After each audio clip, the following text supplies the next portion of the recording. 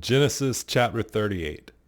And it came to pass at that time that Judah went down from his brethren and turned in to a certain Adullamite, whose name was Hirah. And Judah saw there a daughter of a certain Canaanite, whose name was Shua, and he took her, and he went in unto her. And she conceived and bare a son, and he called his name Ir. And she conceived again and bare a son, and she called his name Onan. And she yet again conceived and bare a son, and called his name Shelah. And he was at Shezib when she bare him. And Judah took a wife for Ir his firstborn, whose name was Tamar. And Ir, Judah's firstborn, was wicked in the sight of the Lord, and the Lord slew him. And Judah said unto Onan, Go in unto thy brother's wife, and marry her, and raise up seed to thy brother. And Onan knew that the seed should not be his. And it came to pass, when he went in unto his brother's wife, that he spilled it on the ground, lest that he should give seed to his brother. And the thing which he did displeased the Lord, wherefore he slew him also. Then said Judah to Tamar his daughter-in-law, Remain a widow at thy father's house, till Shelah my son be grown. For he said, Lest peradventure he die also, as his brethren did. And Tamar went and dwelt in her father's house. And in the process of time, the daughter of Shua, Judah's wife, died. And Judah was comforted, and went up to his sheep shearers to Timnath, he and his friend Hirah the Adullamite. And it was told Tamar, saying, Behold, thy father-in-law goeth up to Timnath to shear his sheep. And she put her widow's garments off from her, and covered her with the veil, and wrapped herself, and sat in an open place, which is by the way to Timnath, for she saw that Shelah was grown, and she was not given unto him to wife. When Judah saw her, he thought her to be a harlot, because she had covered her face. And he turned unto her by the way, and said, Go to, I pray thee, let me come in unto thee. For he knew not that she was his daughter-in-law.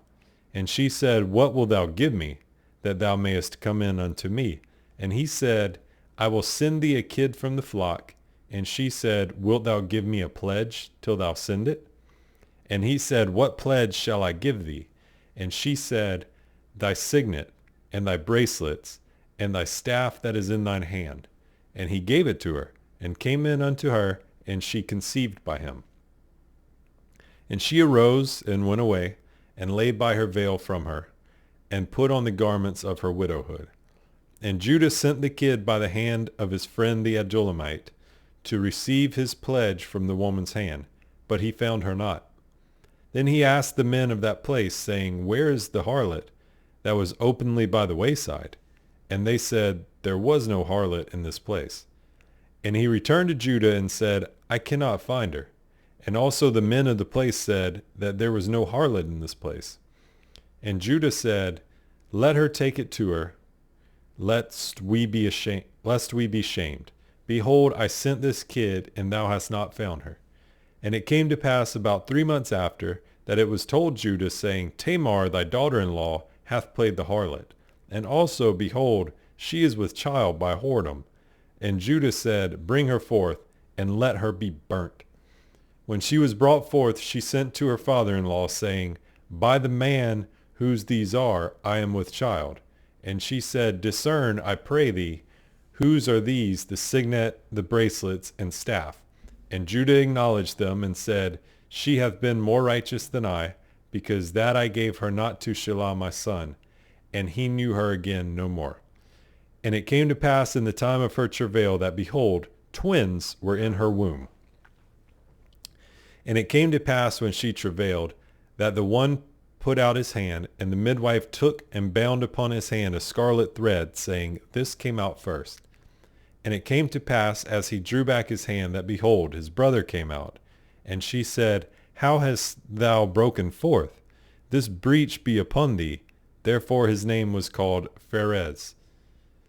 And afterward came out his brother, that had the scarlet thread upon his hand, and his name was called Zerah. I'm bad with names, y'all. And Joseph was brought down to Egypt, And Potiphar, an officer of Pharaoh, captain of the guard, an Egyptian, bought him of the hands of the Ishmaelites, which had brought him down thither. And the Lord was with Joseph, and he was a prosperous man, and he was in the house of his master the Egyptian. And his master saw that the Lord was with him, and that the Lord made all that he did to prosper in his hand. And Joseph found grace in his sight, and he served him. And he made him overseer over his house, and all that he had he put into his hand. And it came to pass, from the time that he had made him overseer in his house, and over all that he had, that the Lord blessed the Egyptian's house for Joseph's sake. And the blessing of the Lord was upon all that he had in the house and in the field. And he left all that he had in Joseph's hand, and he knew not aught he had, save the bread which he did eat. And Joseph was a goodly person, and well favored. And it came to pass, after these things, that his master's wife cast her eyes upon Joseph, and she said, Lie with me. But he refused, and said unto his master's wife, Behold, my master wotteth not what is with me in the house, and he hath committed all that he hath to my hand. There is none greater in this house than I, neither hath he kept back anything from me but thee, because thou art his wife. How then can I do this great wickedness and sin against God? And it came to pass, as she spake to Joseph day by day, that he hearkened not unto her, to lie by her, or to be with her. And it came to pass about this time, that Joseph went into the house to do his business, and there was none of the men of the house there within. And she caught him by his garment, saying, Lie with me. And he left his garment in her hand, and fled, and got him out. And it came to pass, when she saw that he had left his garment in her hand, and was fled forth, that she called unto the men of her house, and spake unto them, saying, See, he hath brought in an Hebrew unto us to mock us. He came in unto me to lie with me, and I cried with a loud voice. And it came to pass, when he heard that I lifted up my voice and cried, that he left his garment with me, and fled, and got him out. And she laid up his garment by her, until his Lord came home. And she spake unto him according to these words, saying, The Hebrew servant, which thou hast brought unto us, came in unto me to mock me. And it came to pass, as I lifted up my voice and cried, that he left his garment with me, and fled out. And it came to pass, when his master heard the word of his wife, which she spake unto him, saying, After this manner did thy servant to me, that his wrath was kindled. And Joseph's master took him, and put him into the prison, a place where the king's prisoners were bound, and he was there in the prison. But the Lord was with Joseph, and showed him mercy, and gave him favor in the sight of the keeper of the prison. And the keeper of the prison committed to Joseph's hand all the prisoners that were in the prison, and whatsoever they did there, he was the doer of it. The keeper of the prison looked not to anything that was under his hand, because the Lord was with him. And that which he did, the Lord made it to prosper. And it came to pass after these things, that the butler of the king of Egypt and his baker had offended their lord the king of Egypt. And Pharaoh was wroth against two of his officers, against the chief of the butlers and against the chief of the bakers. And he put them in ward in the house of the captain of the guard into the prison, the place where Joseph was bound. And the captain of the guard charged Joseph with them, and he served them, and they continued a season in ward. And they dreamed a dream, both of them, each man his dream in one night, each man according to the interpretation of his dream, the butler and the baker of the king of Egypt, which were bound in the prison.